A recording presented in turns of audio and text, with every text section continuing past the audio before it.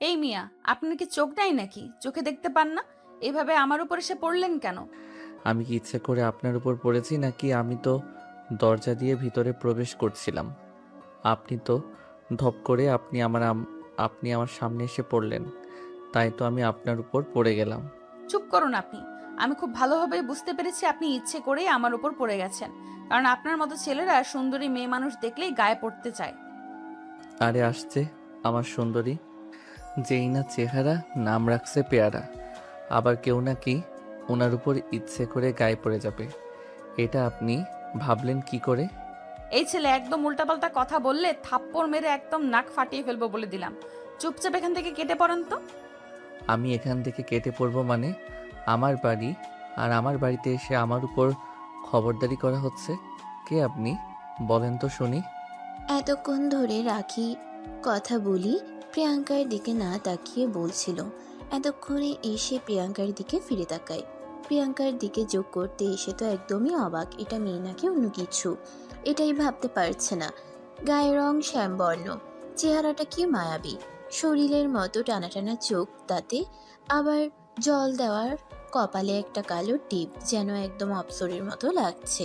রাফিয়া অপলক দৃষ্টিতে প্রিয়াঙ্কার দিকে তাকিয়ে আছে। এটা দেখে প্রিয়াঙ্কা বলতে থাকে, এই মিয়া, কি সমস্যা আপনার? আপনি এভাবে হ্যাবলার মতো আমার দিকে হা হা করে তাকিয়ে আছেন কেন? জীবনে কি কখনো মেয়ে মানুষ দেখেন নাই নাকি? রাফি কখনো কোনো কথা বলে না, চুপচাপ দাঁড়িয়ে থাকে আর হা করে প্রিয়াঙ্কার দিকে তাকিয়ে থাকে। ঠিক ওই সময় বাড়ির কর্ত্রী হিসেবে রাহেলা বেগম সেখানে এসে পৌঁছান আর রাফিকে দেখেই দৌড়ে এসে জড়িয়ে ধরে বলতে থাকেন, আরে বাবা, তুই কখন আসলি? আর তুই বাসায় আসবি এটা আমাদেরকে ফোন করে জানাবি না? সারপ্রাইজ। তোমাদের কথা হঠাৎ করে মনে পড়লো, তাই আমি চলে আসলাম। যাই হোক, বাদ দাও সেসব কথা। আগে বলো, এই মেয়েটা কে? ও, এই মেয়েটার কথা বলছিস? এ হলো প্রিয়াঙ্কা। আপাতত এইটুকুই যথেষ্ট। বাড়িতে থাকতে থাকতে সব কিছু জেনে যাবে। এখন নিজের রুমে গিয়ে ফ্রেশ হয়ে আয়, আমি তোর জন্য নাস্তা পানির ব্যবস্থা করছি। এই বলে রাহেলা বেগম সেখান থেকে কিচেনের দিকে পা বাড়ালেন। এদিকে প্রিয়াঙ্কাও মুখটাকে ভিঞ্চি মেরে সেখান থেকে চলে গেল। রাফি তখনও প্রিয়াঙ্কার চলে যাওয়ার দিকে তাকিয়ে আছে। এই প্রথম দেখলো একটা মেয়ে মানুষ এত সুন্দরী হতে পারে, যাকে দেখে সে চোখের পলক ফেলতেই ভুলে গেছে। টানা 10 মিনিট ধরে সেখানে দাঁড়িয়ে থাকে। 10 মিনিট পর হঠাৎই কারোর চিৎকারে রাফি বাস্তবে ফিরে আসে। চোখ মেলেই তাকিয়ে দেখে সিঁড়ির কাছে তার ছোট বোন রিয়া দাঁড়িয়ে আছে। রিয়া তার ভাইকে দেখেই দৌড়ে এসে জড়িয়ে ধরে আর বলতে থাকে, আরে ভাইয়া, তুমি কখন আসলে? এই তো মাত্র এসেছি। এখন বল, কেমন আছিস? আর তোর পড়াশোনা কেমন চলছে? এই তো, আলহামদুলিল্লাহ, সব কিছুই ঠিকঠাক। এখন রুমে চলো। বোনের কথা শুনে রাফি রুমে চলে গেল আর তারপর ফ্রেশ হয়ে এসে বিশ্রাম নিচ্ছিল। তখনই আবার প্রিয়াঙ্কা রাফির রুমে আসে, দরজায় দাঁড়িয়ে নক করে আর বলতে থাকে, এই যে সাহেব, শুনতে পাচ্ছেন? ছোট আম্মু আপনাকে খাবার খাওয়ার জন্য ডাকছে। প্রিয়াঙ্কার গলার আওয়াজ শুনে রাফির একবার প্রিয়াঙ্কার সঙ্গে কথা বলতে ইচ্ছে হলো, তাই সে রুমে বসে থেকেই প্রিয়াঙ্কাকে ডাক দেয়। প্রিয়াঙ্কা, একবার এদিকে আসবে? তোমার সঙ্গে একটু কথা বলতে চাই। আপনার সঙ্গে এত কথা বলার কোনো সময় আমার নেই। আমার অনেক কাজ পড়ে আছে। ছোট আম্মু বললো আপনাকে ডেকে দিতে, তাই আপনাকে ডেকে আসলাম। এখন আপনার যদি খাবার খাওয়ার ইচ্ছে থাকে তাহলে ডাইনিং টেবিলে গিয়ে খাবার খেতে পারেন, নয়তো বাদ দেন। এই বলে প্রিয়াঙ্কা সেখান থেকে চলে গেল। এদিকে রাফি তখন আর কোনো উপায় না পেয়ে বিছানা থেকে নেমে ডাইনিং টেবিলে চলে গেল নাস্তা খাওয়ার জন্য। টেবিলে বসে বসে নাস্তা খাচ্ছিল আর তার চোখ দুটো প্রিয়াঙ্কাকে খুঁজতেছিল, কিন্তু প্রিয়াঙ্কাকে কোথাও খুঁজে পেল না।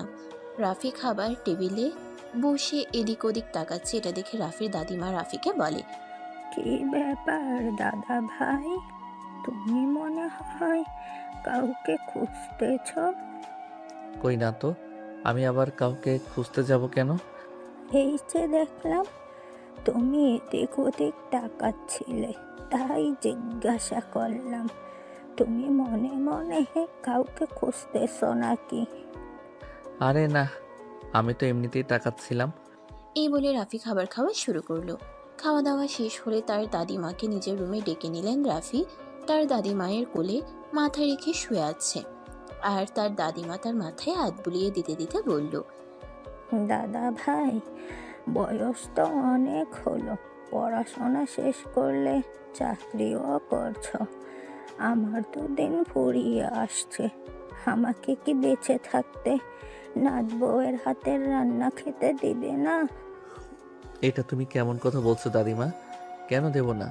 অবশ্যই দেব। এই তো সবে কয়েক মাস আগে চাকরিটা পেয়েছি। আগে নিজে একটু সেটেলড হই, তারপর না হয় বিয়ে শাদী নিয়ে চিন্তা করি।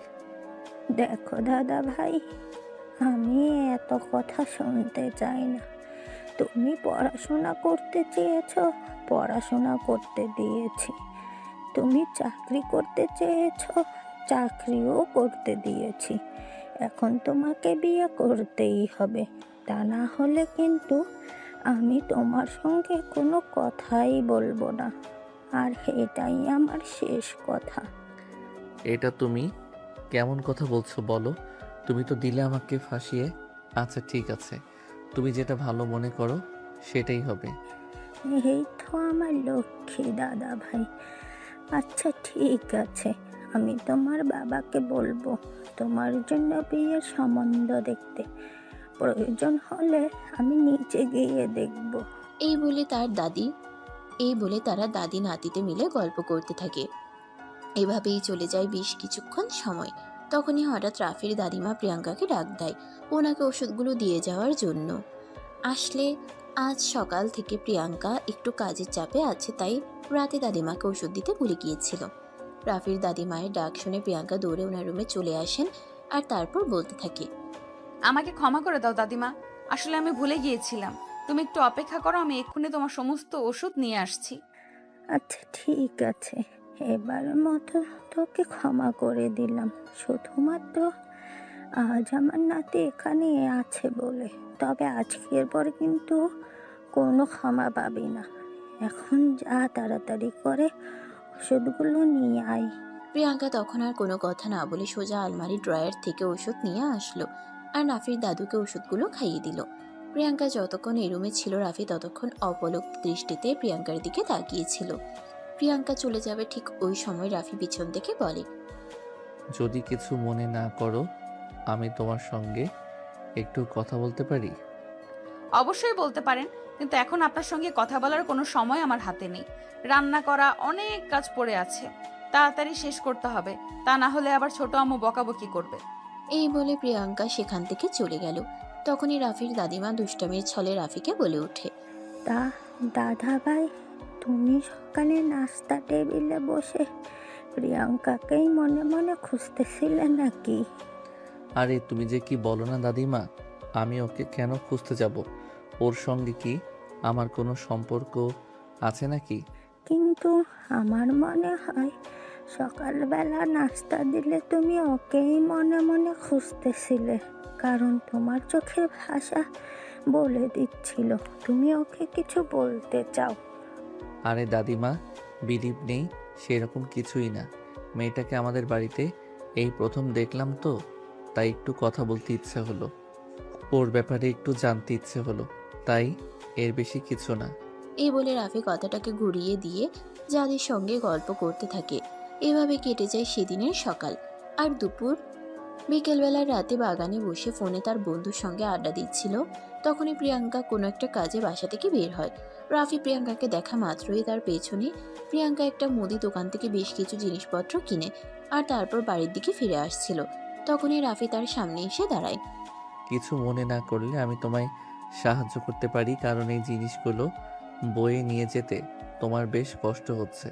তার কোনো প্রয়োজন হবে না, কারণ আপনি মালিক আর আমি আপনার যা যা করার আপনি মালিক হয়ে আমার কাছে সহযোগিতা করেছেন। এইটা কেউ দেখতে পেলে আপনার মান সম্মান ইজ্জত যাবে। দেখো, কোনো কাজই কিন্তু ছোট নয়। আমরা চাইলেই সবাই সবার কাজ ভাগ করে করতে পারি। তাছাড়া আমি দেশের বাইরে থেকে পড়াশোনা করেছি, আর সেখানেই বলতে পারো জীবনের বেশ কিছুটা সময় কাটিয়েছি আমি। দেখেছি দেশের উন্নত দেশগুলোতে সবাই সব রকমের কাজ করে, তাই বলে তাদের মান ইজ্জত চলে যায় না। এরপর রাফি আর কিছু বলতে চাইলে প্রিয়াঙ্কা তাকে সেটা বলার সুযোগ না দিয়ে নিজেই বলতে লাগে। দেখুন, এটা ইউরোপ, আমেরিকা বা রাশিয়া কোনো দেশ নয়, এটা বাংলাদেশ। এখানে এই মুহূর্তে আপনি যদি আমার সঙ্গে কথা বলেন, তার জন্য হয়তো মান ইজ্জত চলে যেতে পারে। তাই এইটা ভালো হয় আপনি আপনার জায়গায় থাকুন আর আমাকে আমার জায়গা থেকে আমার মতো আমার কাজ করতে দিন। এই বলে প্রিয়াঙ্কা রাফিকে পাশ কাটিয়ে চলে আসতে চাইছিল। তখনই রাফি পেছন থেকে প্রিয়াঙ্কার হাতটা ধরে ফেলল আর তার হাত থেকে বাজারের ব্যাগটা নিজের হাতে তুলে নিল আর তারপর বলতে লাগলো, বাহ, ব্যাগটা তো বেশ ভারী। আপনি একটা মেয়ে মানুষ হয়ে এই বাড়ির একটা কিভাবে বই নিয়ে যাচ্ছিলেন? এখান থেকে আমাদের বাসায় যেতে বড়জোর 10 টাকা রিক্সা ভাড়া লাগবে। আপনি একটা রিক্সা নিয়ে নিলেই তো পারতেন। তখনই প্রিয়াঙ্কা বলতে থাকে, 10 টাকা ওই সময়ে খুব বড় প্রয়োজনই আসে, সেটা আমি খুব ভালো করেই বুঝেছি একটা সময়। এখন 10 টাকা কেন, 10 পয়সা হলেও আমি সেটাকে খুব মূল্যায়ন করি। এখান থেকে হেঁটে বাসায় যেতে 5 মিনিট লাগবে, আর 5 মিনিটের জন্য কেন আমি 10 টাকা ব্যয় করব? প্রিয়াঙ্কার এমন কথা শুনে রাফি হাসতে হাসতে শেষ। একটা মেয়ে 5 মিনিট হেঁটে যাবে এত ভারী একটা বাজারের ব্যাগ দিয়ে, তাও 10 টাকা খরচা করে রিক্সায় উঠবে না? এই বলে প্রিয়াঙ্কা রাফির হাত থেকে বাজারের ব্যাগটা ফেরত চায়, কিন্তু রাফি প্রিয়াঙ্কার হাতে বাজারের ব্যাগটা দেয় না। সে নিজেই নিয়ে হাঁটতে থাকে আর বলতে থাকে, তুমি একটা মেয়ে মানুষ হয়ে যদি এই বাজারের ব্যাগটা দোকান থেকে বাসা পর্যন্ত নিয়ে যেতে পারো, তাহলে আমি একটা ছেলে মানুষ হয়ে কেন পারবো না? তুমি চলো আমার সাথে। এই বলে রাফি বাজারের ব্যাগটা হাতে নিয়ে আগে আগে হাঁটতে থাকে।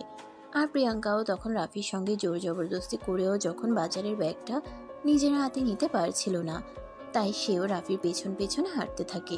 বাড়িতে এসে ড্রয়িং রুমে প্রবেশ করতেই রাফির আম্মু বাপের হাতে বাজারের ব্যাগ দেখে দৌড়ে আসলেন আর বলতে লাগলেন, কি ব্যাপার বাবা, তোর হাতে বাজারের ব্যাগ কেন? আমি তো প্রিয়াঙ্কাকে বাজার করতে পাঠিয়েছিলাম, প্রিয়াঙ্কা কোথায় গেল? তখনই রাফির পিছন পিছন বাড়িতে প্রবেশ করতে করতে প্রিয়াঙ্কা রাফির আম্মুকে উদ্দেশ্য করে বলতে থাকে, আসলে আম্মু, আমি নিজেই গেছিলাম বাজার করতে, আর তখনই আপনার ছেলে সেখানে পৌঁছে যায়। আমাকে বাজারের ব্যাগ কোনোভাবেই আনতে দিবে না, সে নিজেই নাকি আনবে। এই কথাটা বলা শেষ করার আগেই রাফির আম্মু প্রিয়াঙ্কাকে একটা ধমক দেয় আর বলতে থাকে, চুপ কর হারামজাদি। আমার সহজ সরল ছেলেটাকে পেয়ে তুই ইচ্ছে করে আমার ছেলেটাকে দিয়ে এত ওজনের বাজার ব্যাগটা দোকান থেকে বাসা পর্যন্ত বইয়ে এনেছিস। আরে আম্মু, আপনি আমাকে ভুল বুঝতেছেন। আমি কেন আপনার ছেলেকে দিয়ে বাজারের ব্যাগ বই আনতে যাব? আপনি আপনার ছেলেকে জিজ্ঞাসা করুন না। চুপ কর তুই, আর একটা কথাও বলবি না। আমি আমার ছেলেকে কি জিজ্ঞেস করব? আমি আমার নিজের চোখে যেটা দেখতে পাচ্ছি সেটা বিশ্বাস করব নাকি তোর কথা বল? এই বলে রাফির আম্মু প্রিয়াঙ্কার দিকে তেড়ে যায় আর তাকে একটা চড় মারতে চায়। তখনই রাফি তার আম্মুর হাতটা ধরে ফেলে আর বলতে থাকে, আম্মু, তুমি এই মেয়েটার সঙ্গে এরকম কেন করছো? মেয়েটা যা বলছে একদম সত্য কথাই বলছে। সে নিজের থেকে আমাকে বাজারে ব্যাগটা দেয়নি। ইনফ্যাক্ট সে অনেকবার আমাকে নিষেধ করেছিল বাজারের ব্যাগটা নিয়ে আসতে, কিন্তু আমি ইচ্ছে করে এটা নিয়ে এসেছি। তাছাড়া এত ভারী একটা বাজারের ব্যাগ ও মেয়ে মানুষ হয়ে কিভাবে দোকান থেকে বাসা পর্যন্ত নিয়ে আসতো সেটা তুমিই বলো। রাফির আম্মু তখন রাগে কটমট হয়ে রাফিকে বলতে থাকে, সে যেভাবে চেয়ে নিয়ে আসবে, যেভাবে চেয়ে নিয়ে আসবে, তাই বলে কি তোকে দিয়ে নিয়ে আসবে নাকি? ওকে রেখেছে কিসের জন্য? সারাদিন কি বসে বসে খাওয়ানোর জন্য নাকি? রাফি তখন তার আম্মুর কথার কোনো উত্তর না দিয়ে প্রিয়াঙ্কাকে সেখান থেকে চলে যেতে বলল। প্রিয়াঙ্কা রাফির কথা না শুনে সেখানেই দাঁড়িয়ে রইল আর বাজারের ব্যাগ থেকে বাজারগুলো নামিয়ে সেগুলো কিচেনে নিয়ে গুছিয়ে রাখলো। সব কিছুই ড্রয়িং রুমে বসে বসে লক্ষ্য করছিল রাফি। তখনই হঠাৎ করে প্রিয়াঙ্কার হাত থেকে আচারের বয়ামটা পড়ে ভেঙে গেল। তখনই রাফির আম্মু দৌড়ে কিচেন রুমে আসে আর এটা দেখে প্রিয়াঙ্কার চুলের মুঠি ধরে বলতে থাকে, তুই এটা কি করলি? আমার এত শখের আচারের বয়াম ভেঙে ফেললি? তুই জানিস সেটার দাম কত? ছোট আম্মু, ছাড়ো আমাকে, আমার খুব ব্যথা লাগছে। চুপ কর হারামজাদি, একটা কথাও বলবি না। তোকে বিক্রি করলেও তো এই আচারের দাম হবে না, আর সেখানে তুই এটা ভেঙে ফেলেছিস। বল, তোকে কি করি? এই বলে রাফির আম্মু প্রিয়াঙ্কাকে এলোপাথারি চড় মারতে লাগলো। রাফি তার মায়ের এরকম কর্মকাণ্ড দেখে একদম বিস্মিত হয়ে যায়। সে বিশ্বাসই করতে পারছে না তার আম্মা একটা মেয়ের সঙ্গে এরকম আচরণ করতে পারে। রাফি দৌড়ে কিচেনে চলে আসে আর তার আম্মুর হাত থেকে প্রিয়াঙ্কাকে ছাড়িয়ে নিয়ে বলতে থাকে, আরে আম্মু, ওসব তুমি কি করছো? তোমার কি মাথা খারাপ হয়ে গেছে নাকি? এই মেয়েটাকে তুমি এভাবে মারছো কেন? সামান্য একটা আচারের বই আমি ভেঙে ফেলেছি বলে কি তোমার এভাবে ওকে মারতে হবে? দেখ বাবা, এখানে আমি আছি, তুই কোনো কথা বলতে আসিস না। তুই চুপচাপ এখান থেকে চলে যা। না, আমি যাব না। তুমি এভাবে সামান্য একটা আচারের বয়মের জন্য একটা মেয়ের গায়ে এভাবে হাত তুলতে পারো না। হতে পারে সে হয়তো দরিদ্র বাবার মেয়ে, কিন্তু তারও একটা মান সম্মান আছে। আমি বুঝতে পারছি না তুই কেন আমাদের দুজনের মাঝখানে আসছিস। তুই আমার ছেলে হয়ে সামান্য একটা কাজের মেয়ের জন্য আমার সঙ্গে এভাবে তর্ক করছিস। এই কথা বলে রাফির আম্মুর প্রিয়াঙ্কাকে ছেড়ে দিয়ে সেখানে দাঁড়িয়ে দাঁড়িয়ে বিলাপ করে কান্না করতে থাকে। তখনই রাফি বুঝে উঠতে পারে না সে আসলে কি করবে। সামান্য একটা কথার জন্য তো এরকম কেন করছে। তখনই আবারও রাফি তার আম্মুকে উদ্দেশ্য করে বলতে থাকে, দেখো আম্মু, তুমি যেটা করছো সেটা কিন্তু একদমই ভুল। তার উপর আমি তোমার ভুলটা ধরিয়ে দিয়েছি বলে তুমি আমাকেও ভুল বুঝতেছো আর আমাকেও কথা শোনাচ্ছ। এটা কিন্তু একদমই ঠিক হচ্ছে না, বলে দিলাম। হয়েছে হয়েছে, আমি খুব ভালোভাবেই বুঝতে পেরেছি। তুই আজ সকালেই বাড়িতে আসলি আর প্রথমবার এই মেয়েটার সঙ্গে তোর দেখা হলো। এটা মেয়ে নাকি কাল নাগিনী আমি সেটাই বুঝতে পারছি না। মাত্র কয়েক ঘন্টার মধ্যে তোকে বশ করে নিল। আম্মু, এসব তুমি কি বলছো? তোমার তো দেখছি সত্যি সত্যি মাথা খারাপ হয়ে গেছে। আজকে আব্বু বাড়িতে আসুক, আমি আব্বুর কাছেই সবকিছু বলবো। এই বলে রাফি সেখান থেকে নিজের রুমে চলে গেল। আর এদিকে প্রিয়াঙ্কা তখনও দাঁড়িয়ে দাঁড়িয়ে কান্না করছে। রাফির আম্মু যেভাবে তার চুলের মুঠি টেনে ধরেছে মাথা থেকে মনে হয় অর্ধেক চুল ছিঁড়ে গেছে। তাই প্রিয়াঙ্কার মাথাটা খুব জোরে ব্যথা করছে। তার চোখ মুখ যেন অন্ধকার হয়ে আসছে। প্রিয়াঙ্কা আর কিছুই বুঝতে পারল না, সেখানেই ধপাস করে ফ্লোরে পড়ে গেল। প্রিয়াঙ্কা অজ্ঞান হয়ে ফ্লোরে পড়ে গেছে। এটা থেকে রাফির আম্মু আবারও প্রিয়াঙ্কাকে লাথি মেরে সেখান থেকে সরানোর চেষ্টা করলো আর বলতে লাগলো, যত মরা এখানে এসে মরতে হবে। আর দুনিয়ায় কোথাও যাওয়ার জায়গা পায় না, অবশেষে তোকে এখানে এসে এসব নাটক করতে হলো। এই কথা বলতে বলতে রাফিও সেখান থেকে চলে গেল। প্রায় ঘন্টা খানেক পর রাফির ছোট বোন রিয়া কোনো একটা কাজের জন্য রান্নাঘরে আসলো। আর তখনই দেখতে পেল প্রিয়াঙ্কা ফ্লোরে পড়ে আছে। এটা দেখে সে চিৎকার করে সবাইকে ডাকতে লাগলো। তার চিৎকারের আওয়াজ শুনে সবাই ছুটতে ছুটতে কিচেন রুমে চলে আসলো। আর এসেই দেখতে পেল প্রিয়াঙ্কা অজ্ঞান হয়ে ফ্লোরে পড়ে আছে। প্রিয়াঙ্কাকে এভাবে অজ্ঞান হয়ে পড়ে থাকতে দেখে রাফির দাদিমা রাফিকে বলল, রাফি, প্রিয়াঙ্কা এভাবে হঠাৎ অসুস্থ হয়ে পড়লো, এ ব্যাপারে তুমি কিছু জানো? রাফি তখন সবকিছু জানার পরেও তার দাদিমাকে কোনো কিছুই বলল না, কারণ তার দাদিমা হাই প্রেশারের রোগী, তাকে উত্তেজিত করা চলবে না। তাই রাফি তার দাদিমাকে কোনো উত্তর না দিয়ে প্রিয়াঙ্কাকে পাজা কোলে তুলে নিল। আর তারপর বাড়ির বাইরে আসতে লাগলো। এটা দেখে পিছন থেকে তার আম্মু বলতে লাগে, কি ব্যাপার রাফি, তুমি এই ফকিনের বাচ্চাটাকে নিয়ে কোথায় যাচ্ছ? আম্মু, অনেক হয়েছে। আমি তোমার থেকে আর কোনো কথা শুনতে চাই না। চুপচাপ এখানেই থাকো। আমার যেখানেই যাওয়া প্রয়োজন আমি সেখানেই যাচ্ছি। এই বলে রাফি প্রিয়াঙ্কাকে নিয়ে বাড়ি থেকে বের হয়ে গেল। এদিকে রাফির দাদিমা ততক্ষণে বুঝে গেলেন আসলে ঘটনাটা কি হয়েছিল এখানে। তাই তিনি রাফির আম্মুকে উদ্দেশ্য করে বলতে লাগলেন, দেখো মেয়ে মানুষ, আমি জীবনে অনেক দেখেছি, কিন্তু তোমার মতো আমি একটাও দেখিনি। কি দেখে যে তোমাকে আমি আমার পুত্রবধূ করে নিয়ে এসেছিলাম, সেটাই এখন ভেবে পাই না। আম্মু, আপনি আমাকে কেন কথা শোনাচ্ছেন? ওই ফকিনের বাচ্চাটার এভাবে অসুস্থ হয়ে যাওয়ার পেছনে আমার কি হাত আছে আপনি বলেন? দেখো বৌমা, তুমি আমার পুত্রবধূ, তাই আমি তোমার সঙ্গে কোনো খারাপ আচরণ করতে চাই না। আর এই জন্যই শেষবারের মতো বলছি, আজকের পর যদি কখনো তুমি প্রিয়াঙ্কার সঙ্গে কোনো খারাপ আচরণ করেছ, তাহলে আমার চাইতে খারাপ কেউ হবে না। মনে রেখো, আমি এই বাড়ির একমাত্র মালকিন এবং এখনো বেঁচে আছি। আমি আমার সম্পত্তি এখনো ভাগ ভাটোরা করে কাউকে দেইনি। আম্মু, আপনি কি আমাকে থ্রেট দিচ্ছেন নাকি? তোমার যদি সেরকম মনে হয় থাকে তাহলে তাই। আমি কাউকে ভয় পেয়ে কোনো কথা বলি না। এই বলে তিনিও রাফির পেছন পেছন অন্য একটা গাড়ি নিয়ে বের হয়ে পড়ল আর রাফিকে ফোন করলো। রাফি প্রিয়াঙ্কাকে নিয়ে কোন হসপিটালে গেছে সেটা জানার জন্য। রাফির দাদি মায়ের সঙ্গে রাফির ছোট বোন রিয়াও ছিল। রাফি হসপিটালে পৌঁছে ডাক্তারের সঙ্গে কথা বলতে লাগলো। ডক্টর, প্লিজ ওকে একটু আগে দেখুন। হঠাৎ করেই রান্নাঘরে ফ্লোরে অজ্ঞান হয়ে পড়ে গেল। প্লিজ আপনি একটু শান্ত হয়ে বসুন, আমরা চেক আপ করে তারপর আপনাকে জানাচ্ছি। এই বলে ডাক্তার প্রিয়াঙ্কাকে নিয়ে কেবিনের ভিতরে চলে গেল আর তারপর তার চেক আপ করতে লাগলো। এদিকে রাফি কেবিনের বাইরে দাঁড়িয়ে অপেক্ষা করছে। তখনই তার দাদিমা আর তার ছোট বোন সেখানে এসে পৌঁছালো। তার দাদিমা তখন তার কাছে প্রিয়াঙ্কার বর্তমান অবস্থার কথা জানতে চায়। তখনই সে বলে ডাক্তার প্রিয়াঙ্কাকে কেবিনের ভিতর নিয়ে গেছে চেক আপের জন্য। ডাক্তার বের হলেই জানা যাবে। এই বলে তারা তিনজনেই কেবিনের বাইরে অপেক্ষা করতে থাকে। প্রায় আধা ঘন্টা পর ডাক্তার কেবিন থেকে বের হয়ে আসে। এদিকে রাফি কেবিনের বাইরের পায়চারি করছে। কখন ডাক্তার বের হয়ে আসবে আর কখন সে প্রিয়াঙ্কার অবস্থার কথা জানতে পারবে।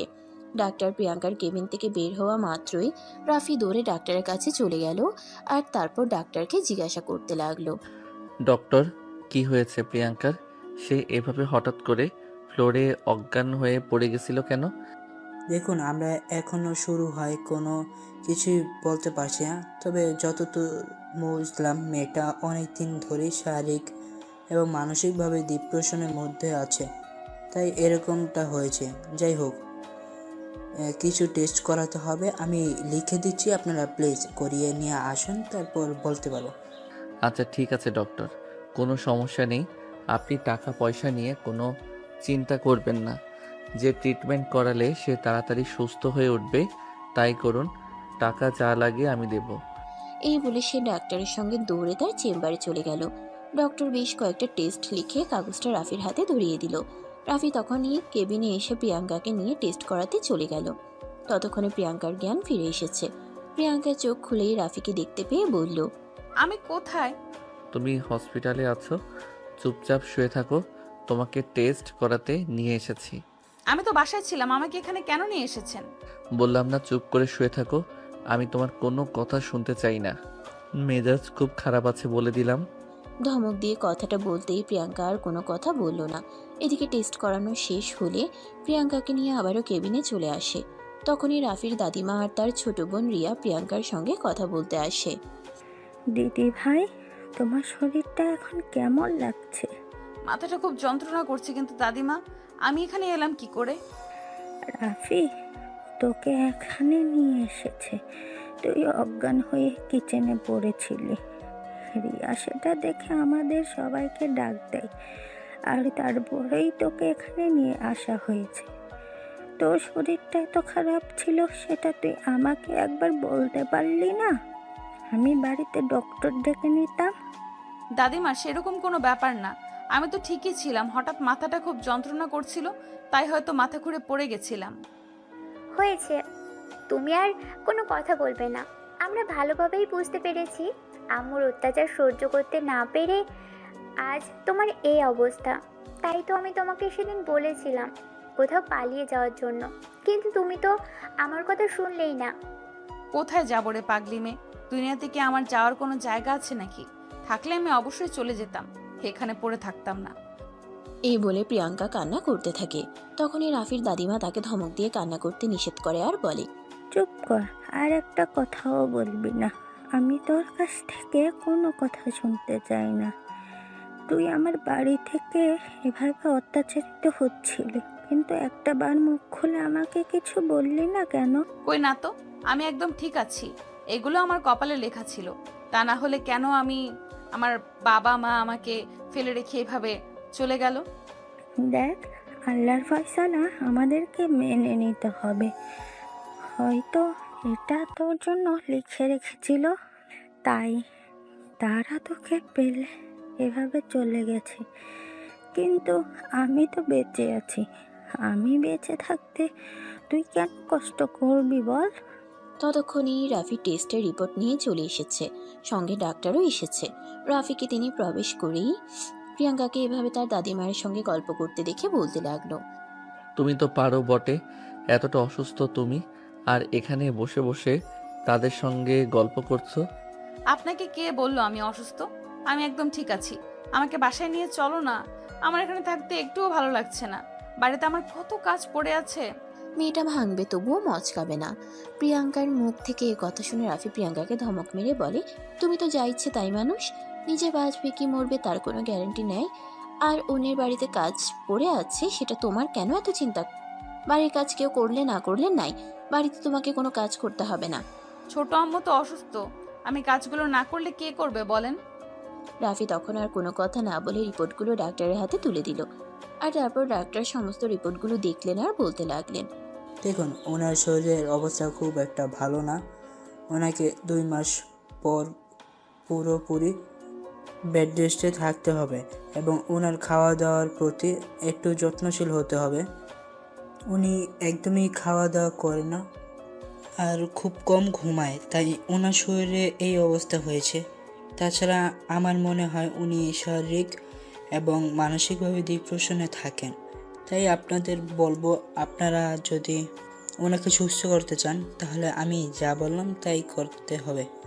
ঠিক আছে ডক্টর, কোনো সমস্যা নেই। আচ্ছা ঠিক আছে, আমি তাহলে আসি। আর পেশেন্টকে আজকে এখানেই থাকতে হবে। কাল সকাল 10টার দিকে আমি এসে আবার চেক আপ করবো, তারপর নিয়ে যেতে পারবেন। রাতে হসপিটালে থাকতে হবে এই কথা শুনে প্রিয়াঙ্কার মাথায় যেন আকাশ ভেঙে পড়ল। সে তখনই ডাক্তারকে উদ্দেশ্য করে বলতে লাগলো, না ডক্টর, আমি হোস্টেলে থাকতে পারবো না।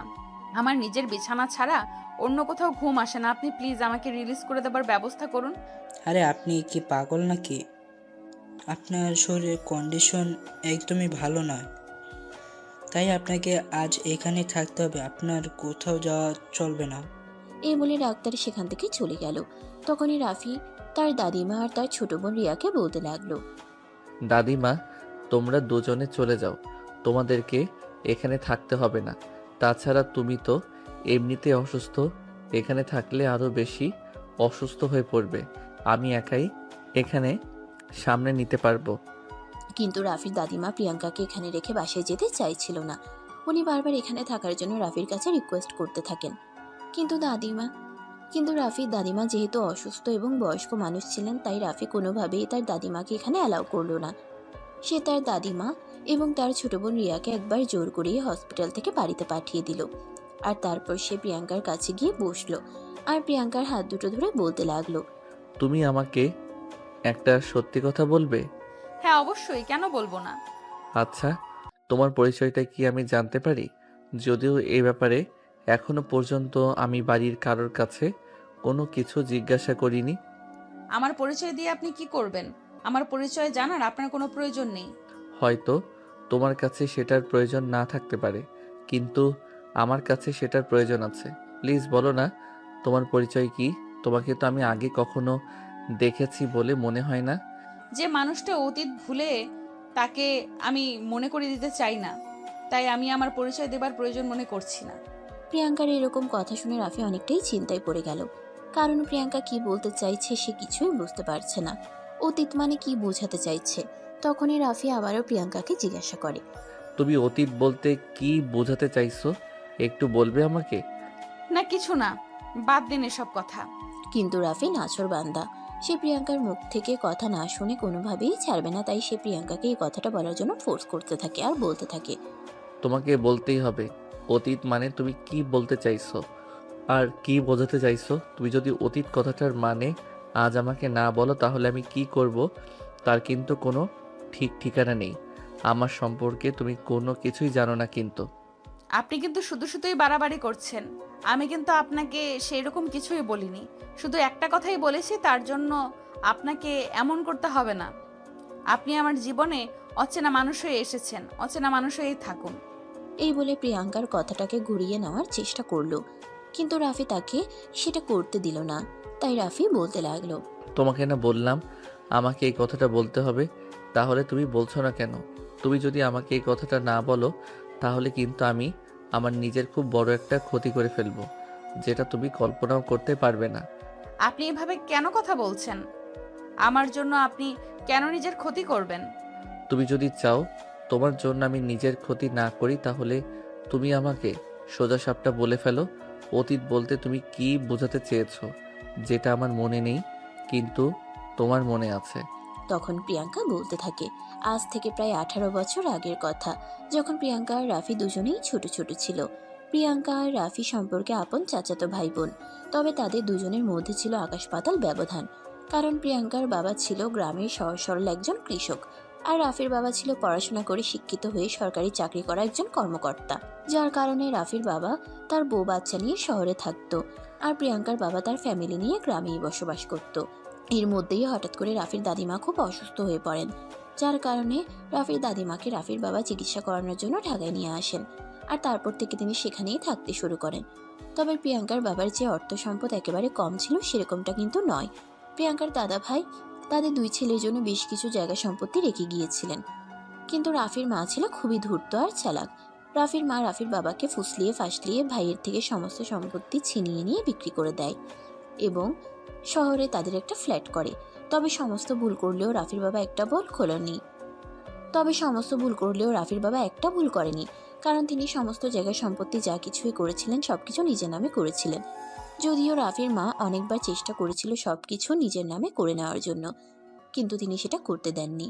আর যখন রাফির দাদিমা এই বিষয়টা জানতে পারেন তখন রাফির বাবার সঙ্গে তিনি প্রচণ্ড পরিমাণ রাগারাগি করেন। তখন রাফির বাবা সমস্ত সম্পদ নিজের মায়ের নামে ফিরিয়ে দেয়, আর তারপর থেকে সমস্ত সম্পদ রাফির দাদিমার নামেই রয়েছে। এবার আসি রাফি আর প্রিয়াঙ্কার কথায়। রাফির বয়স যখন 4 বছর তখন প্রিয়াঙ্কার জন্ম হয়। প্রিয়াঙ্কা ছোটবেলা থেকে মাশাআল্লাহ যথেষ্ট সুন্দরী এবং কিউট ছিল, যার কারণে সবাই তাকে ভালোবাসত। তারপরে আস্তে আস্তে তারা দুজনেই বড় হতে থাকে। তখন প্রিয়াঙ্কার বয়স 6 আর রাফির বয়স 10 বছর। রাফির এই বছর ক্লাস 5-এ বৃত্তি পরীক্ষা দিয়েছে। সামনে বেশ কয়েকদিন ছুটি, তাই রাফির বাবা মা রাফিকে নিয়ে গ্রামের বাড়িতে বেড়াতে যায়।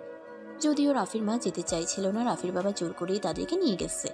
ছোটবেলায় গ্রামে একটা খেলার প্রচলন ছিল, সেটা আমরা সবাই জানি। সেটা হলো জামাই বউ, যে খেলাটা আমরা মোটামুটি সবাই খেলেছি। একদিন প্রিয়াঙ্কা আর রাফি দুজনে মিলে এই খেলাটাই খেলছিল।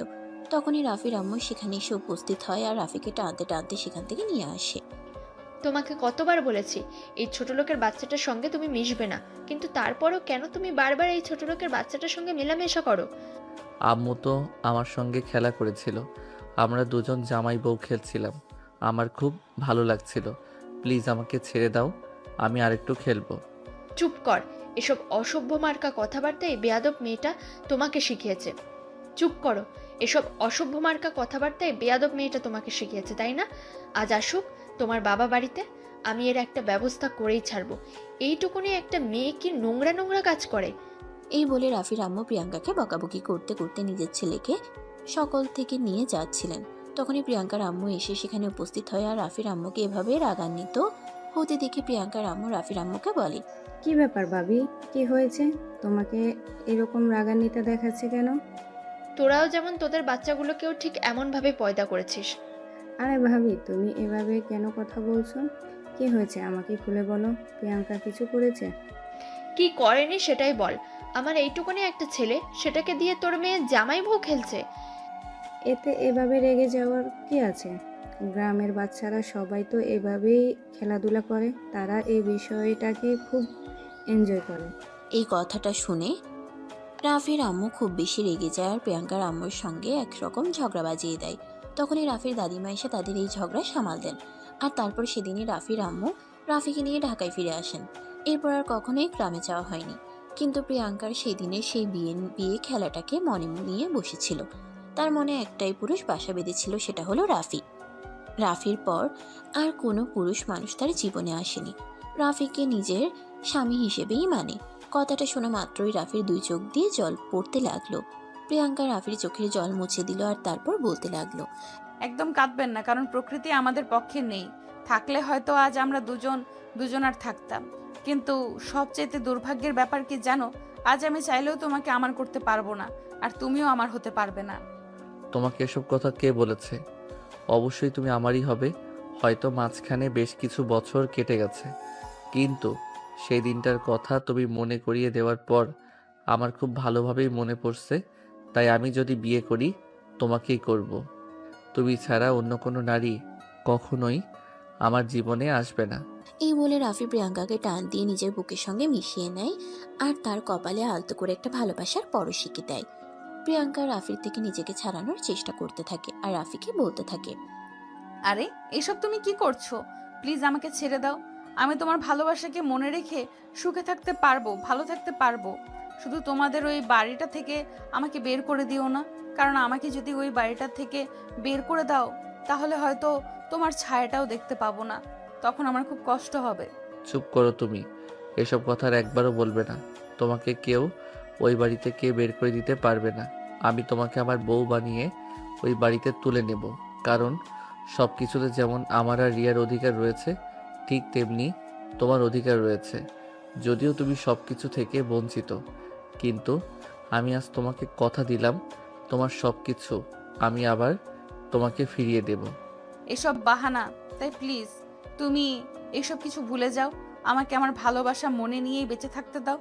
এই বলে প্রিয়াঙ্কা রাফি থেকে নিজেকে ছাড়িয়ে নেয় আর একা একাই কান্না করতে থাকে। তখনই রাফি প্রিয়াঙ্কার চোখের জল মুছে দেয় আর বলে, একদম কান্না করবে না। তোমার চোখের পানি আমি কখনোই সহ্য করতে পারবো না। আল্লাহ তো চেয়েছিল তোমাকে আমার জীবনে ফিরিয়ে দিতে, তাই তুমি আমার জীবনে ফিরে এসেছো। তোমাকে এখন আর আমি কোথাও হারিয়ে যেতে দেব না। তখনই নার্স এসে জানালো প্রিয়াঙ্কা তাকে একটা ইঞ্জেকশন দিতে হবে। রাফি ওই ইঞ্জেকশন আনতে বাইরে চলে গেল আর কিছুক্ষণের মধ্যেই ইঞ্জেকশন নিয়ে ফিরে আসলো। প্রিয়াঙ্কাকে ইঞ্জেকশন পুশ করতেই কিছুক্ষণের মধ্যে প্রিয়াঙ্কা ঘুমিয়ে পড়ল। পরের দিন সকালবেলা রাফির দাদিমা রাফিকে ফোন দেয়। কি রে, তোরা কখন আসবি? এইটা দাদিমা, আর কিছুক্ষণ পর ডাক্তার এসে প্রিয়াঙ্কাকে চেক আপ করবে, তারপরই ওকে নিয়ে বাড়িতে ফিরে আসব। তবে দাদিমা, তোমার সঙ্গে আমার কিছু কথা আছে। আমার সঙ্গে আবার তোর কি কথা সেটাই তো বুঝলাম না, বল তো শুনি। এখন কিছুই বলতে চাই না, আগে বাড়িতে ফিরে আসি, তারপর সামনাসামনি বসে কথা বলতে চাই। এই বলে রাফি ফোনটা কেটে দিল আর এদিকে দেখতে দেখতে 10টা বেজে গেল। ডাক্তার আসলো, প্রিয়াঙ্কাকে চেক আপ করলো আর তারপর বলতে লাগলো, হ্যাঁ, এখন মোটামুটি ঠিক আছে। আর হ্যাঁ মিস্টার রাফি, আপনাকে যেগুলো বললাম রোগীর কিন্তু এখন খুব ভালোভাবে খেয়াল রাখতে হবে, যত্ন নিতে হবে, তা না হলে কিন্তু উনি আবার অসুস্থ হয়ে পড়তে পারেন। এখন পুরো বিষয়টা ডিপেন্ড করছে আপনাদের ওপর, রোগীকে সুস্থ করবেন নাকি আবার অসুস্থ বানিয়ে দেবেন। আপনি কোনো চিন্তা করবেন না ডক্টর, আমি 1 সপ্তাহের মধ্যেই আপনার রোগীর লুক চেঞ্জ করে আবার আপনার কাছে নিয়ে আসব। এই বলে ডক্টরের কাছ থেকে বিদায় নিয়ে রাফি প্রিয়াঙ্কাকে নিয়ে হসপিটাল থেকে বের হয়ে পড়ল। গাড়িটা এনে দাঁড় করালো বিশাল বড় একটা শপিং কমপ্লেক্সের সামনে। তখনই প্রিয়াঙ্কা রাফিকে বলতে লাগলো, কি ব্যাপার, তুমি এখানে গাড়ি দাঁড় করিয়েছো কেন? আমাদের বাসা তো এখান থেকে অনেক দূরে। সেটা আমি খুব ভালো করেই জানি, আমার একটু ভিতরে কাজ আছে। তুমি এখানে চুপচাপ বসে থাকো, গাড়ি থেকে একদম নামবে না, আমি তাড়াতাড়ি ফিরে আসব। এই বলে রাফি শপিং মলের ভিতরে চলে গেল আর এদিকে প্রিয়াঙ্কা গাড়ির ভিতর বসে বসে অপেক্ষা করতে লাগলো। পার হতে লাগলো, কিন্তু রাফির এখনো আসার নামগন্ধ নেই। প্রায় 2 ঘন্টা সময় পার হয়ে গেছে। প্রিয়াঙ্কার কাছে কোনো মোবাইল ফোন নেই যেটা দিয়ে রাফিকে ফোন করবে, তাই সে বসে বসে অপেক্ষা করতে করতে একদম বোর হয়ে গেছে। প্রায় 2.5 ঘন্টা পর এই রাফি শপিং মল থেকে বের হয়ে আসলো। রাফি গাড়ির কাছে আসতেই প্রিয়াঙ্কা গাড়ির জানালাটা খুলে রাফিকে বলতে লাগলো, কি ব্যাপার, এতক্ষণ তুমি কোথায় ছিলে? আমি সেই কখন থেকে এখানে বসে অপেক্ষা করছি, কিন্তু তোমার আসার কোনো নামগন্ধই নেই কেন? তখনই প্রিয়াঙ্কা দেখতে পেল রাফির হাতে বেশ কিছু শপিং ব্যাগ। তখনই প্রিয়াঙ্কা একটু রেগে গিয়ে বলতে লাগলো, তুমি আমাকে এখানে বসিয়ে রেখে শপিং করতে গেছিলে? হ্যাঁ, আমার ভালোবাসার মানুষের জন্য কিছু জিনিসপত্র কিনে নিয়ে আসলাম, প্লিজ রাগ করো না। এই বলে রাফি গাড়িতে এসে বসলো আর তারপর সঙ্গে সঙ্গে গাড়ি স্টার্ট করলো। পাশে এসে পৌঁছাতে পৌঁছাতে দুপুর হয়ে গেল। কলিং বেল চাপতেই রিয়া এসে দরজা খুলে দেয়। রাফি আর প্রিয়াঙ্কাকে দেখে রিয়া বলতে থাকে, তোমাদের এতক্ষণে আসার সময় হলো? আমি আর দাদিমা সেই কখন থেকে তোমাদের জন্য ওয়েট করছি। প্রিয়াঙ্কার জন্য কিছু শপিং করতে গেছিলাম, তাই একটু লেট হয়ে গেছে। গাড়িতে শপিং ব্যাগগুলো রাখা আছে, একটু নিয়ে আয়। রাফির মুখ থেকে কথাটা শুনে একটু অবাক হয়ে রাফির দিকে ফিরে তাকায় প্রিয়াঙ্কা আর তারপর বলতে থাকে, তুমি আমার জন্য কেন শপিং করতে গেলে? আমি কি তোমাকে বলেছি আমার কিছু লাগবে? ভালোবাসা মানুষের কাছে কখনোই কোনো কিছু চাইতে হয় না। ভালোবাসার মানুষ তো সেই যে তার ভালোবাসার মানুষটার প্রয়োজন বুঝে সব কিছু এনে দেয়। দেখো, তুমি যেটা করছো সেটা কিন্তু ভুল করছো। আমি তোমাকে কথাগুলো মনে করিয়ে দিয়ে এই বিশাল বড় একটা ভুল করেছি। তুমি প্লিজ এইসব কথা ভুলে যাও, এগুলো মনে রেখো না। কোনটা ভুল আর কোনটা সঠিক সেটা বোঝার মতো যথেষ্ট বয়স আমার হয়েছে, তাই তোমার কাছ থেকে আমাকে জানতে হবে না আমি ভুল করছি নাকি সঠিক কাজ করছি। বলতে বলতে রিয়া শপিং ব্যাগগুলো নিয়ে ড্রয়িং রুমে এসে হাজির হয়। তখনই রাফি রিয়াকে বলে শপিং ব্যাগগুলো প্রিয়াঙ্কার রুমে পৌঁছে দিতে। ওই মুহূর্তেই রাফির আম্মু এসে ড্রয়িং রুমে হাজির হয়। রিয়া শপিং ব্যাগগুলো প্রিয়াঙ্কার রুমের দিকে নিয়ে যাচ্ছিল। এটা দেখে রাফির আম্মু চিৎকার করে বলতে থাকে, কি রে রিয়া, কি হয়েছে? তুই এতগুলো শপিং ব্যাগ নিয়ে ওই ফুকিন্নির বাচ্চাটা রুমের দিকে কেন যাচ্ছিস? ভাইয়া বলল, তাই এগুলো নাকি প্রিয়াঙ্কাপুর জন্য এই শপিং। এই কথাটা শোনা মাত্রই রাফির আম্মু তেলে বেগুনে জ্বলে উঠল, আর সেখান থেকে দূরে এসে রিয়ার হাত থেকে শপিং ব্যাগগুলো নিয়ে বলতে লাগলো, কিরে রাফি, তোর কি মাথা খারাপ হয়ে গেছে নাকি? সামান্য একটা কাজের মেয়ের জন্য তুই এতগুলো শপিং করে নিয়ে এসেছিস। তার আগে তুই একবার আমার কাছে জিজ্ঞাসা করতে পারতি। আম্মু, আমি এখন যথেষ্ট বড় হয়েছি এবং নিজে ইনকাম করছি, তাই আমার কোনো কাজ করার আগে কারোর কাছ থেকে কোনো অনুমতি নেওয়ার প্রয়োজন আমি মনে করছি না। এসব তুই কি বলছিস বাবা? আমি তোর মা, তুই কি সেটা ভুলে গেছিস নাকি? কেন ভুলে যাব? কখনোই ভুলে যাইনি। তুমি আমাকে জন্ম দিয়েছো বলেই থাক আমি পৃথিবীতে আসতে পেরেছি, না হলে আসতাম কোথা থেকে? তাহলে তুই আমার কথা ছাড়া বাড়ির কাজের মেয়ের জন্য এতগুলো শপিং কেন করেছিস? এবার রাফি কিছুটা রেগে গেল, তাই তার আম্মুকে ধমক দিয়ে বলতে লাগলো, তুমি বারবার প্রিয়াঙ্কাকে কাজের মেয়ে কেন বলছো? কাজের মেয়েকে কাজের মেয়ে বলবো নাকি মালকিন বলবো? আসলে আম্মু, কথাটা সত্যি।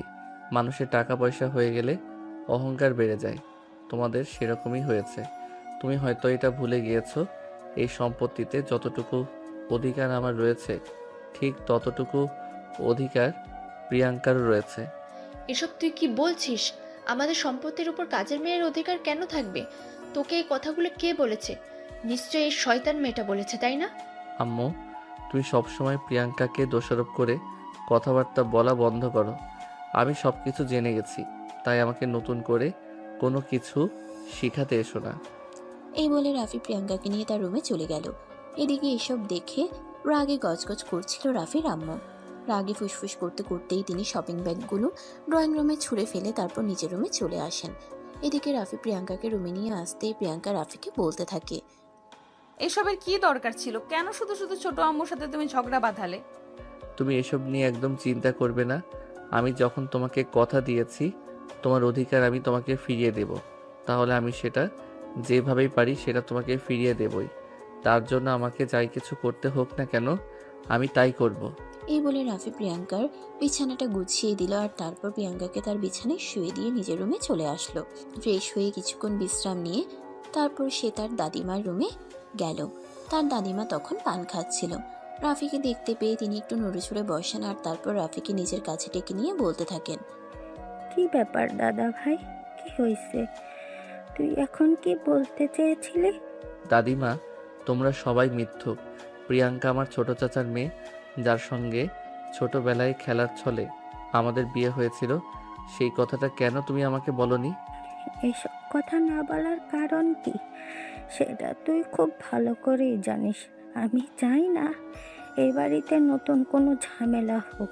তাছাড়া প্রিয়াঙ্কাও এখন যথেষ্ট বড় হয়েছে, তাই আমি তোর বাবাকে বলেছি প্রিয়াঙ্কার জন্য বিয়ের সম্বন্ধ করতে। এসব করে কোনো লাভ হবে না, কারণ আমি সব কিছু জেনে গেছি। তাই আমি সিদ্ধান্ত নিয়েছি, জীবনে যদি কাউকে বিয়ে করি তাহলে প্রিয়াঙ্কাকেই করব, এবং প্রিয়াঙ্কাকে আমি ছাড়া অন্য কেউ বিয়ে করতে পারবে না। এটা তোমাদেরকে জানিয়ে দিলাম। এই বলে রাফি তার দাদিমার ঘর থেকে বের হয়ে চলে আসলো। তখন তার দাদিমা বসে বসে ভাবতে লাগলো, রাফি এসব কথা জানতে পারলো কি করে? তবে কি প্রিয়াঙ্কাই এসব কথা তাকে মনে করিয়ে দিয়েছে? তবে কি প্রিয়াঙ্কা ছোটবেলার সেই স্মৃতি এখনো ভুলতে পারেনি? এখনো মনে মনে রাফি কি অনেক বেশি ভালোবাসে? যদি এরকমটাই হয় থাকে, তাহলে প্রথমে তাদের দুজনকে সামনাসামনি দাঁড় করিয়ে এসব কথা জিজ্ঞাসা করতে হবে, আর তারপর যা সিদ্ধান্ত নেওয়া নিতে হবে। তাই প্রিয়াঙ্কার দাদিমা আস্তে আস্তে নিজের রুম থেকে বের হয়ে প্রিয়াঙ্কার রুমে চলে আসে। প্রিয়াঙ্কা তখন বিছানায় শুয়ে বিশ্রাম নিচ্ছিল। দাদিমাকে দেখে সে উঠে বসার চেষ্টা করে, তখনই দাদিমা তাকে বলে, তুই শুয়ে থাক, তোকে ঘুরতে হবে না, আমি তোর সঙ্গে একটু কথা বলতে এসেছি। এই বলে রাফির দাদিমা প্রিয়াঙ্কাকে বলতে থাকে, প্রিয়াঙ্কা, তুই কি ছোটবেলার সে কথাগুলো এখনো মনে রেখেছিস? তুমি কোন কথাগুলোর কথা বলছো আমি বুঝতে পারছি না। আমি রাফির কথা বলছি, সোজাসুজি কথা বলবে, আমার সামনে কোনো প্যাচ রাখবি না। দেখো দাদিমা, আমি তোমার সঙ্গে কোনো মিথ্যা কথা বলতে চাই না। আমাদের বিয়েটা খেলার ছলে হলেও আমি রাফিকে তখন স্বামী হিসেবে মেনে নিয়েছিলাম, যদিও তখন স্বামী কি জিনিস সেটা বোঝার মতো যথেষ্ট বয়স আমার হয়ে ওঠেনি। কিন্তু রাফি এখনও আমার মনের সেই জায়গাটা জুড়েই রয়েছে। তবে তোমরা যদি না চাও তাহলে আমি এই বিয়ে করব না, কিন্তু আমার জীবনে অন্য কোনো পুরুষকেও আমি আসতে দেব না। রাফিকে ভালোবেসে আমি আমার সারাটা জীবন কাটিয়ে দেব। এই কথাটা শুনে বেশ কিছুক্ষণ চুপ করে থাকে রাফির দাদিমা, কারণ তিনি খুব ভালো করে বুঝতে পারেন এই কাজটা বলা যতটা সহজ করা ততটাই কঠিন।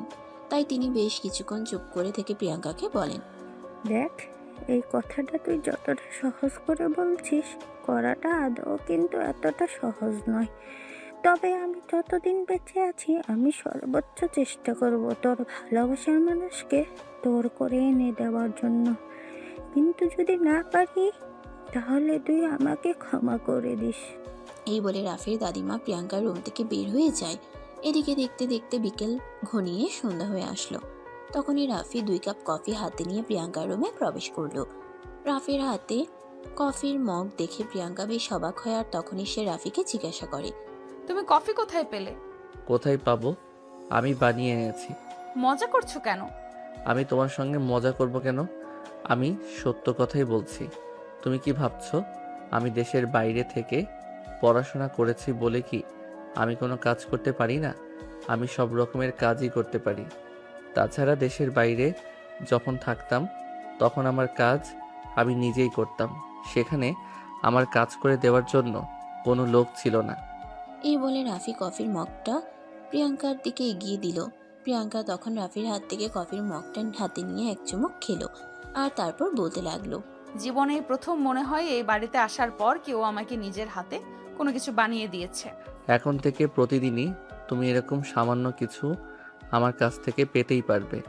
এখন আর কথা না বাড়িয়ে কফিটা শেষ করো, তারপর তোমাকে নিয়ে গল্প করব। প্রিয়াঙ্কা তখন আর কোনো কথা না বলে কফিতে চুমুক দিতে লাগলো।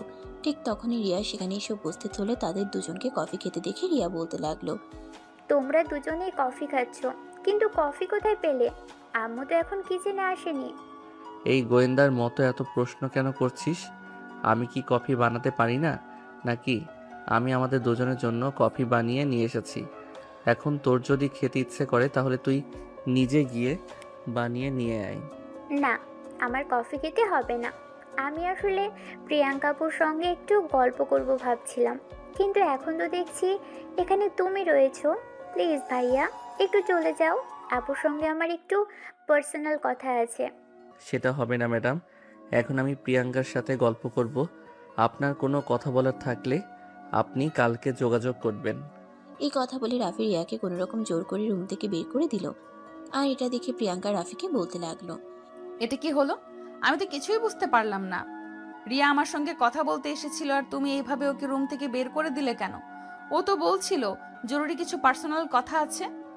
ওর কোনো জরুরি কথা নেই, ও এমনিতেই পারলাম না করতে এসেছিল আমাদের দুজনের সময়টাকে নষ্ট করতে। এই বলে রাফি রুমের দরজাটা লাগিয়ে দেয়, আর তারপর প্রিয়াঙ্কার পাশে এসে বসে, তারপর বলতে থাকে, আসলে একটা কথা সত্য, মেয়েরা নিজের ভালোবাসাকে কখনোই ভুলে যায় না। দেখো, আমি কিন্তু সব কিছুই ভুলে গিয়েছিলাম। যদি তুমি আমাকে মনে করিয়ে না দিতে তাহলে কিছুই আমার মনে হতো না, কিন্তু তুমি সব কিছুই নিজের মনে পুষে রেখেছো। ভালো, জীবনে একবারই বাসা যায় আর একজনকেই বাসা যায়। এভাবেই তারা দুজন গল্প করতে থাকে। তখনই রুমের পাশ দিয়ে যাচ্ছিল রাফির আম্মু। রুমের ভিতর দুজনের গলার আওয়াজ, তার উপর আবার রুমটার দরজা ভিতর থেকে বন্ধ। এটা দেখে তিনি খুবই ক্ষিপ্ত হন আর রুমের দরজায় নক করতে থাকেন। এই প্রিয়াঙ্কা, প্রিয়াঙ্কা, সন্ধ্যাবেলায় কার সঙ্গে রুমে বসে গল্প করছিস? রুমের দরজাটা খোল, বাড়ির কাজ করতে হবে। রাফি প্রিয়াঙ্কাকে বিছানার উপর বসিয়ে রেগে রুমের দরজাটা খুলে দেয়। তখনই তার আম্মু রুমের ভিতরে প্রবেশ করে। রাফিকে এই সময়ে প্রিয়াঙ্কার রুমে দেখে তিনি রাফিকে প্রশ্ন করেন, কি ব্যাপার রাফি, তুই এখানে কি করছিস? আর এই ফকিনের বাচ্চাটার সঙ্গে তোর এত কি কথা যে তুই রুমের দরজা বন্ধ করে ওর সঙ্গে কথা বলছিস? ও কি তোর সঙ্গে উল্টোপাল্টা কিছু করেছে নাকি? আম্মু, আমি এখনো তোমার সঙ্গে ভদ্রভাবে কথা বলছি। তার একটাই কারণ, তুমি আমার জন্মদাত্রী মা। যদি তা না হতে তাহলে এতক্ষণে আমি তোমার কথার সঠিক উত্তর দিয়ে দিতাম। রাফির এই কথা শুনে তার আম্মু প্রচণ্ড পরিমাণে রেগে গেলেও নিজের ছেলে বলে কথা, তাই তিনি কথাগুলো হজম করে নিলেন এবং নিজেকে শান্ত রেখে প্রিয়াঙ্কার দিকে তাকিয়ে বলেন, প্রিয়াঙ্কা, তুই আমার সঙ্গে কিচেনে চল। আজ রাতে বাড়িতে অনেক মেহমান আসবে, তাই অনেক রান্না বান্না করতে হবে। রাফির আম্মুর কথায় প্রিয়াঙ্কা বিছানা থেকে নামার চেষ্টা করে, কিন্তু রাফি তাকে বাধা দিয়ে বিছানায় শুয়ে দিয়ে বলতে থাকে, প্রিয়াঙ্কা, এখন থেকে এই বাড়ির কোনো কাজ করবে না রিয়া। যেমন এই বাড়িতে মেয়ের মতো হয়ে থাকে, প্রিয়াঙ্কাও এ বাড়িতে মেয়ের মতো হয়েই থাকবে। যদি বাড়িতে কাজের লোকের প্রয়োজন হয় তাহলে আমি কাজের লোক রেখে দেব, কিন্তু প্রিয়াঙ্কা কোনো কাজে হাত লাগাবে না। এসব তুই কি বলছিস বাবা? আমরা কেন পয়সা দিয়ে কাজের লোক রাখতে যাব, যেখানে বিনে পয়সায় একটা কাজের লোক পাচ্ছি? পয়সা দিয়ে রাখলে ওই মানুষটার কদর থাকবে, বিনে পয়সায় কাজের লোকের কোনো কদর নেই। তাই প্রিয়াঙ্কা এই বাড়ির কোনো কাজ করবে না। নিজের ছেলের সঙ্গে ঝামেলায় জড়াতে চান না, এই জন্য রাফির আম্মু তখন আর কোনো কথা না বলে সেখান থেকে চলে গেল। এদিকে প্রিয়াঙ্কা তখনই রাফিকে উদ্দেশ্য করে বলতে লাগলো, এটা তুমি কি করলে? আমি তো এসব কাজ নিজেই করে নিতে পারতাম। কেন শুধু শুধু ছোট আম্মুর সঙ্গে ঝামেলা বাঁধাতে গেলে? তুমি কোনো কথা বলবে না, চুপচাপ শুয়ে থাকো। রাতের খাবার আমি নিজে এসে তোমাকে দিয়ে যাব।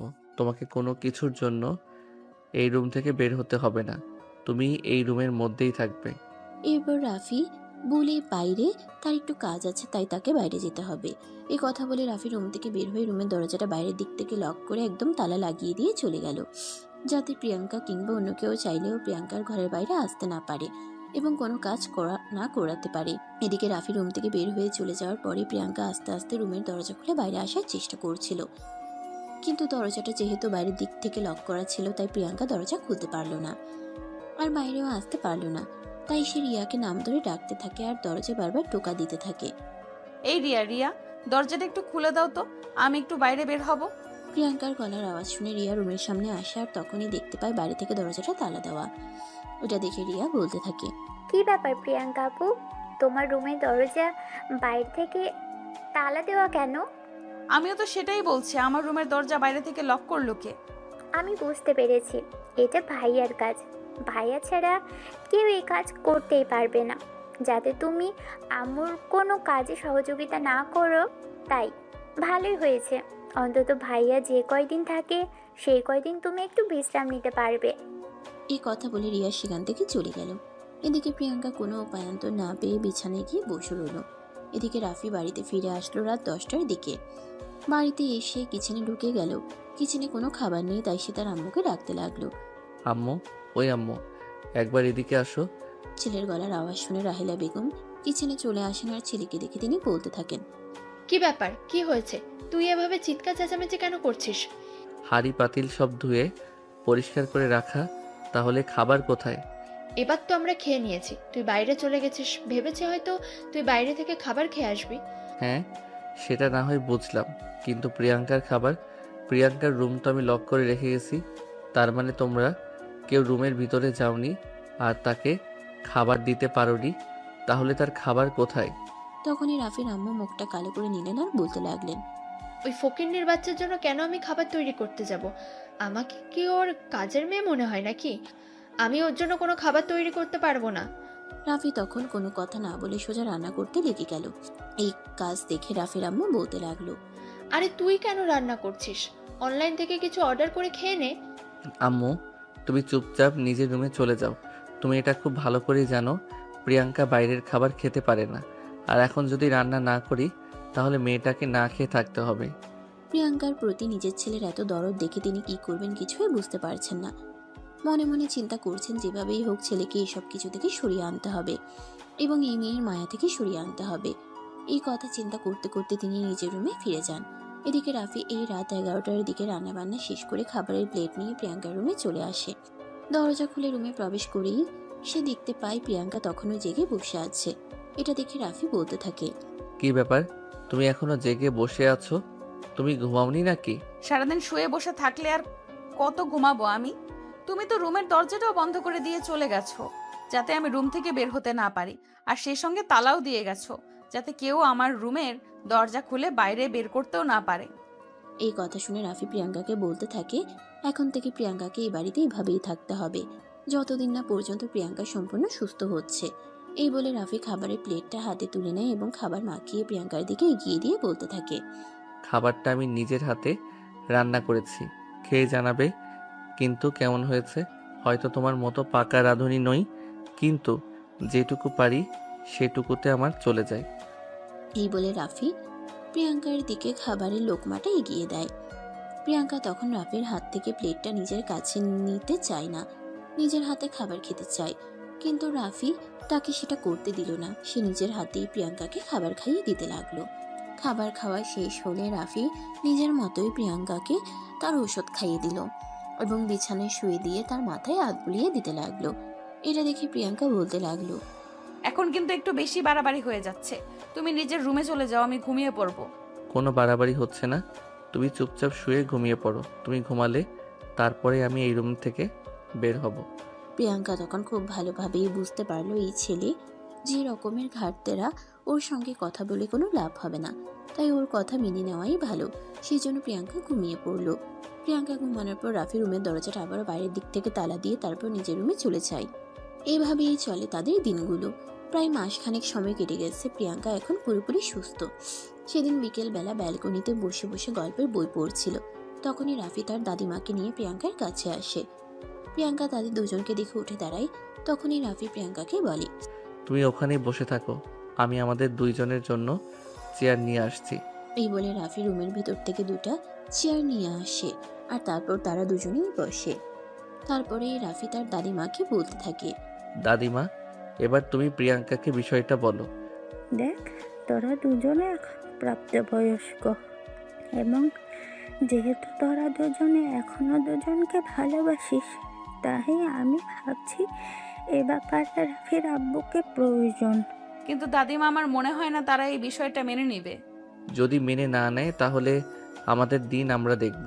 আমাদের এখন আর আটকে রাখার মতো বয়স নেই, আমরা দুজনেই যথেষ্ট প্রাপ্তবয়স্ক।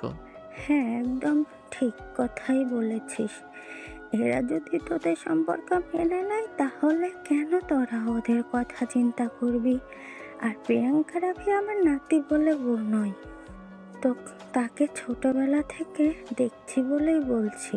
তার উপর আমার সম্পূর্ণ ভরসা আছে, সে তোকে কখনোই কষ্ট দিবে না। তার কাছে তুই খুব ভালো থাকবি, আমিও নিশ্চিন্তে মরতে পারবো। কথাটা শুনেই প্রিয়াঙ্কা তার দাদিমাকে জড়িয়ে ধরে কান্না করতে থাকে আর বলতে থাকে, চুপ করো তুমি, এইসব কথা আর কখনো মুখে আনবে না।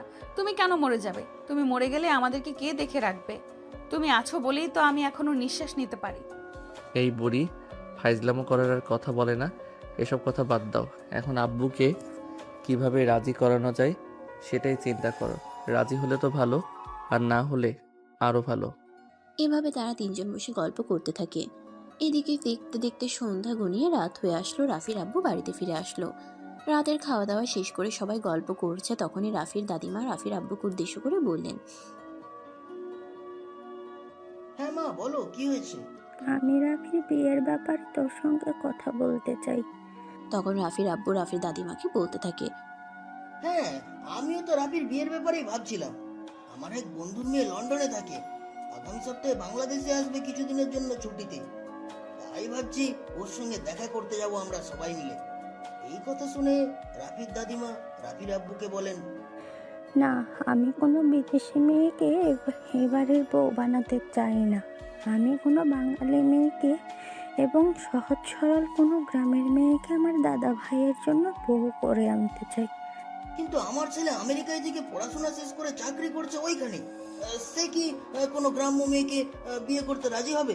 তখন রাফির দাদিমা প্রিয়াঙ্কা আর রাফির ব্যাপারে সবকিছু রাফির আব্বুকে খুলে বলে। এই কথা শুনে রাফির আব্বু বেশ কিছুক্ষণ চুপ করে থাকেন। তিনি কি বলবেন কিছুই ভেবে পাচ্ছেন না, কারণ তিনি খুব ভালো করেই জানেন রাফির আম্মু এই বিষয়টা কোনোদিনও মেনে নেবে না। তাই তিনি রাফির দাদিমাকে বললেন, মা, তুমি তো জানোই তোমার বৌমার ব্যাপারে, সে কি কোনোদিনও প্রিয়াঙ্কাকে মেনে নেবে? মেয়েটাকে এই বাড়িতে আশ্রয় দিয়েছি বলেই সে মেয়েটার উপর অকথ্য অত্যাচার করেছে, সেটা তো তোমরা দেখতেই পাচ্ছ। তার উপর এখন যদি সে জানতে পারে প্রিয়াঙ্কাকে আমরা রাফির সঙ্গে বিয়ে দেওয়ার চিন্তা ভাবনা করেছি, তারপর কি হবে সেটা একবার কল্পনা করে দেখেছো তুমি? আব্বু, তোমাদেরকে এত কিছু কল্পনা করতে হবে না। তুমি শুধু এইটা বলো, প্রিয়াঙ্কাকে যদি আমি বিয়ে করি তাতে তোমার কোনো আপত্তি থাকবে কি থাকবে না? তখন রাফির বাবা বলতে থাকে, ভাইয়ের সঙ্গে যা অন্যায় করার করেছি, কিন্তু তার মেয়ের সঙ্গে কোনো অন্যায় হতে দিতে পারি না। তাই রাফি এবং প্রিয়াঙ্কা যদি দুজন দুজনকে বিয়ে করতে চায় তাহলে আমার কোনো আপত্তি নেই। এই কথা শুনে রাফির দাদিমা বলেন, আলহামদুলিল্লাহ, তাহলে তো আর কোনো সমস্যাই রইল না। তাহলে আমি ভাবছি আগামী সপ্তাহে ওদের দুজনের বিয়েটা দিয়ে ফেলি, কারণ রাফির ফেরত ছুটির সময় হয়ে আসছে। তাকেও তো আবার আমেরিকায় ফিরে যেতে হবে। এই কথা শুনে রাফির আব্বু বলেন, হ্যাঁ মা, তুমি একদম ঠিক কথাই বলেছো। যত তাড়াতাড়ি সম্ভব সবকিছুর ব্যবস্থা করতে হবে, কারণ মেয়েটা এই বাড়িতে যতদিন থাকবে ততদিন শুধু অত্যাচার, অবিচার আর অবহেলাই পাবে, ভালো কিছু কখনোই পাবে না। এরপর রাফির আব্বু আর তার দাদিমা মিলে সবকিছু সিদ্ধান্ত ফাইনাল করেন এবং তারা দুজনে মিলে সিদ্ধান্ত নেন আগামী সপ্তাহে রাফি আর প্রিয়াঙ্কার বিয়ের সমস্ত কাজ শেষ করে ফেলবেন। কথাটা তারা ধামাচাপা দিয়ে রাখলেও দুদিন পর রাফির আম্মু পুরো বিষয়টা কিভাবে যেন জেনে যান, আর তখনই ঘটে লঙ্কাকাণ্ড। কথাটা শোনা মাত্রই রাফি আম্মু প্রিয়াঙ্কার কাছে চলে গেলেন, আর তখনই তিনি প্রিয়াঙ্কার চুলের মুঠি ধরে বলতে লাগলো, তুই আমার বাড়িতে থেকে আমার ঘরে চুরি করছিস? এত বড় সাহস তোর! লুকিয়ে লুকিয়ে আমার ছেলের সঙ্গে প্রেম করছিস? তোকে আজ আমি মেরেই ফেলবো। এই বলে রাফির আম্মু প্রিয়াঙ্কার চুলের মুঠি ধরে মারতে থাকে। ঠিক ওই মুহূর্তেই রাফির বাবা এসে সেখানে উপস্থিত হয়। প্রিয়াঙ্কাকে এভাবে মারতে দেখে তিনি নিজের বউকে ঠাস করে দুটো চড় বসিয়ে দেন, আর প্রিয়াঙ্কাকে ছাড়িয়ে নিয়ে একটু দূরে দাঁড় করিয়ে বলতে থাকেন, হেই, তুমি মানুষ নাকি অমানুষ আমি তো সেটাই বুঝতে পারছি না। যেই মেয়েটাকে তোমার ছেলে ভালোবেসে বিয়ে করতে চায় সেই মেয়েটার গায়ে তুমি হাত তুলছো। হাত তুলেছি, বেশ করেছি। ওকে আমি মেরেই ফেলবো। ও আমার ছেলেকে বিয়ে করার স্বপ্ন কি করে দেখে? তুমি ছেড়ে দাও আমাকে। চুপ করো, তুমি পাগল হয়ে গেলে নাকি? তুমি হয়তো ভুলে গেছো তুমি তোমার ছেলেকে ভালোবাসো, কিন্তু তোমার ছেলে এই মেয়েটাকে ভালোবাসে। তুমি তোমার ছেলের ভালোবাসার ভাগ যেমন এই মেয়েটাকে দিতে চাও না, ঠিক তেমনি তোমার ছেলেও এই মেয়েটাকে ছাড়া অন্য কাউকে তার ভালোবাসা দিতে চায় না। এখন তুমি নিজেই ঠিক করে নাও, তোমার জেদ বজায় রাখবে নাকি তোমার ছেলেকে নিজের ভালোবাসা দিয়ে ভালোবাসায় ভালো থাকতে দেবে, কোনটা? এই কথা শুনে রাফির আম্মু আরো বেশি রেগে গেলেন আর বলতে লাগলেন প্রয়োজন হলে নিজের ছেলেকে চিরকুমার রেখে দেবেন, কিন্তু কখনোই প্রিয়াঙ্কার মতো একটা মেয়ের সঙ্গে নিজের ছেলের বিয়ে তিনি দেবেন না। তখনই রাফি সেখানে চলে আসার বলতে থাকে, হ্যাঁ, তোমরা একদম ঠিক কথাই বলেছ। প্রয়োজন হলে আমি তোমাদেরকে ভুলে যাব, কিন্তু প্রিয়াঙ্কাকে কখনোই আমি ছাড়বো না। ওকে ভালোবাসি আর ওকেই বিয়ে করব। এই বলে রাফি প্রিয়াঙ্কার হাত ধরে তাকে টেনে নিয়ে সেখান থেকে চলে যায়। এদিকে 3 দিন পর তাদের বিয়ের কাজ সম্পন্ন হয়, কিন্তু রাফির আম্মু এই বিয়েতে একটুও আনন্দিত ছিলেন না। তিনি বিয়ের কোনো অনুষ্ঠানই অ্যাটেন্ড করেননি, যদিও এই বিষয়টা নিয়ে আত্মীয় স্বজন অনেকেই কানাঘুষা করছিল, কিন্তু তিনি তাদের কারোর কথাকেই কোনো পাত্তা দিলেন না।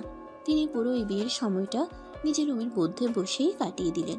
যদিও এই নিয়ে রাফির দাদিমা কিছু বলতে চেয়েছিলেন, কিন্তু রাফি দাদিমাকে নিষেধ করে দিল এই ব্যাপারে কোনো কথা না বলতে, যে যেভাবে থাকতে চায় তাকে সেভাবেই থাকতে দিতে।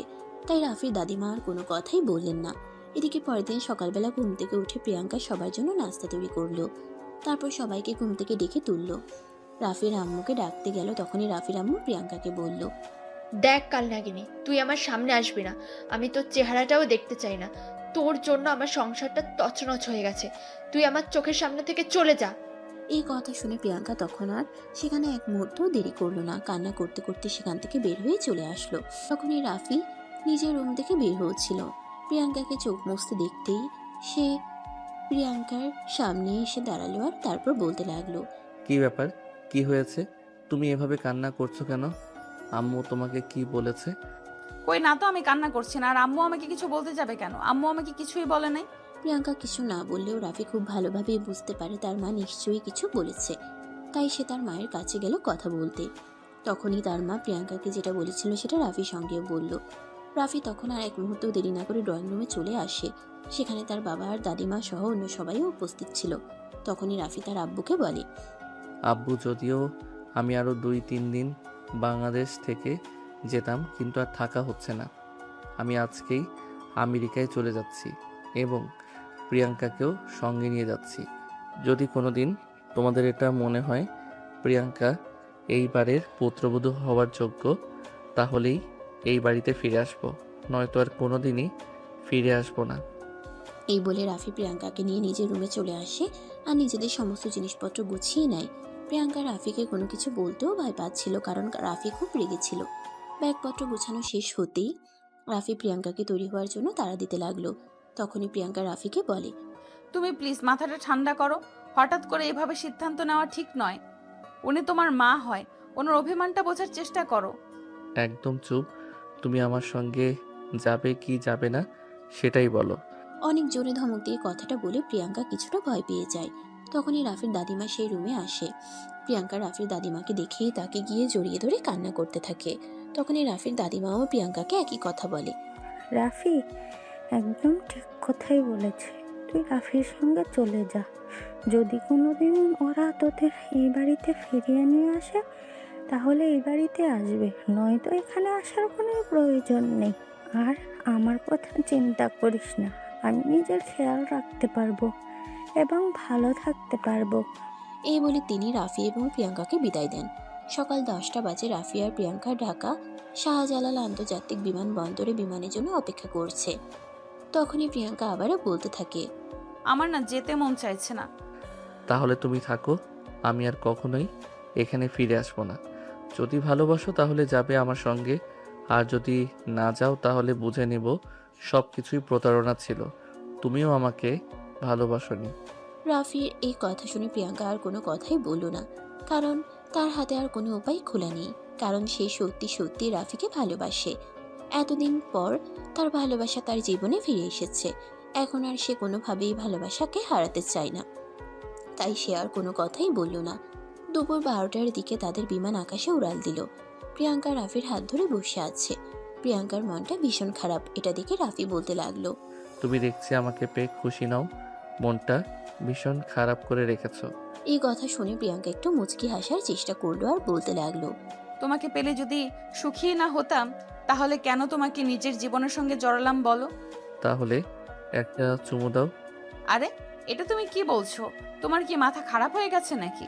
এখানে কত কত মানুষ দেখছো তুমি?